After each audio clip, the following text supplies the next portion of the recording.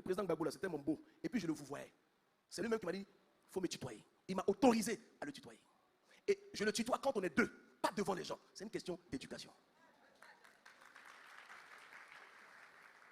Est-ce que quelqu'un comprend?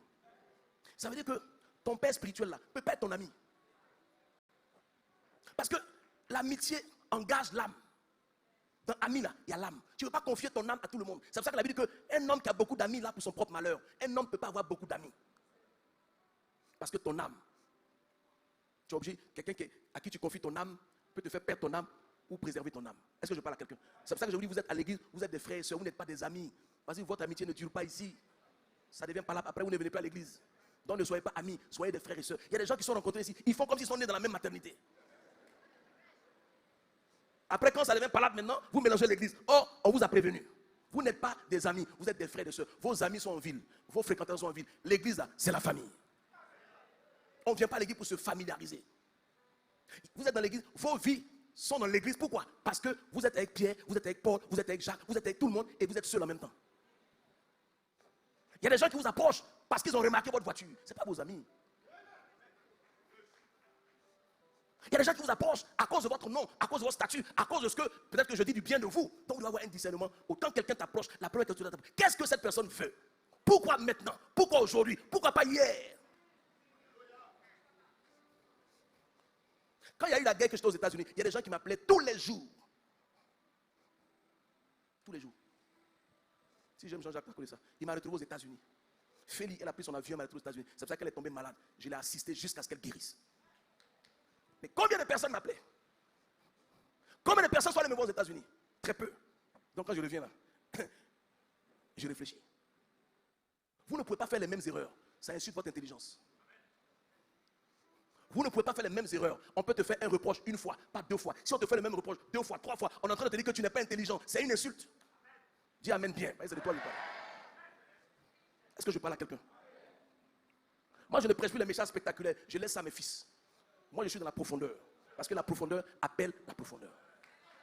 Je veux te donner un message qui te fait raisonner, qui te fait culpabiliser, qui t'amène à t'asseoir. Pourquoi je suis à l'église et puis je ne suis pas béni? Les mêmes causes produisent les mêmes effets. Si tu viens à l'église, si tu n'as pas le déclic d'où tu es, de ce que tu veux, des objectifs que tu t'es fixés, tu vas vivre les mêmes choses. Est-ce que je parle à quelqu'un? La familiarité tue les relations. Je vous ai dit, même ma femme qui est là, il n'y a pas de familiarité entre nous. La Bible dit que Sarah appelait Abraham mon Seigneur. Pourquoi? Lorsqu'elle voyait son mari, elle ne voyait pas un homme, elle voyait un ange. Parce que c'était la seule personne avec qui Dieu avait tissé une alliance. Donc elle avait le privilège d'être l'épouse de cette personne. Parce que Dieu a appelé Abraham seul. Il n'a pas appelé Abraham avec Sarah. Ah ouais, je vais choquer quelqu'un. Parce que maintenant tous les pasteurs, là, quand ils prennent photo, ils sont avec leurs femmes. Dieu a appelé Abraham seul.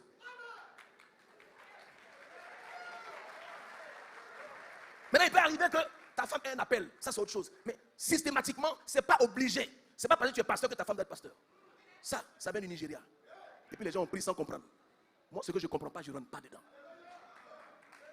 Vous pensez que si l'ennemi veut vous atteindre, par qui il va passer? Votre femme et vos enfants. On n'expose pas ce qu'on doit protéger.